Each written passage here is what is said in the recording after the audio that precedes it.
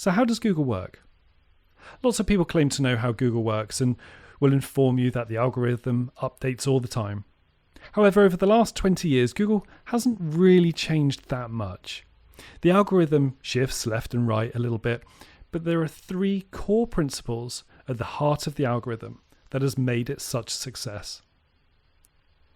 The first principle is trust, which looks at the business and looks at the website and makes a judgment about your reputation based on your digital footprint. This moves us to the second principle, which is contextual trust. What are you trustworthy for? And then finally, there's specificity. How specific are you about a particular topic? Well, Google uses these 3 principles to decide what you rank for and where you rank. For example, I trust my mother, but if I had a problem with my laptop, she wouldn't be the person I'd ask to fix it. Dave in our IT department, however, would be the perfect choice to help me. What we're starting to see here is the nuance between trust and contextual trust. If I had a flower arranging emergency, my mum would be abundantly qualified to help me out, but not so much help with my laptop. So when Google decides where to rank you for certain things, it's essentially trying to replicate this offline process. So how can we influence our trust, contextual trust, and specificity to improve our rankings? Trust factors are really difficult to influence as they rely on inbound link building and the length of time your website has been active in Google. However, keyword specificity and how the website is built are completely under your control and have a huge influence on your rankings. A couple of things you need to think about when you want to start ranking more highly in Google is which battles you want to fight. This falls into a number of camps.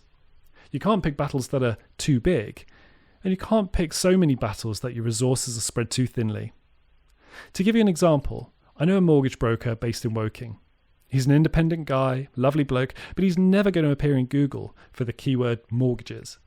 The major high street banks and institutions have a much greater level of trust and contextual trust, lots of inbound links with great online and offline footprints. There are 10 positions on page 1 of Google, and there are over 10 high street banks. He's going to stand a much better chance of ranking if he picks battles that he has a greater chance of success with. For example, he's got a much larger chance of ranking for mortgage advisor in Guildford. So that explains a little bit about scale. So what about the number of battles to enter? The key thing is to be honest with yourself. Do I have the time and do I have the financial resources in order to focus on all these different keywords? This feeds into the core business strategy of choosing what not to do. In this case, it couldn't be more true. Focusing on what not to do should leave you with a small area to focus on to maximize your digital footprint and improve the number of people who are visiting your website and subsequently the number of people who are inquiring and buying online.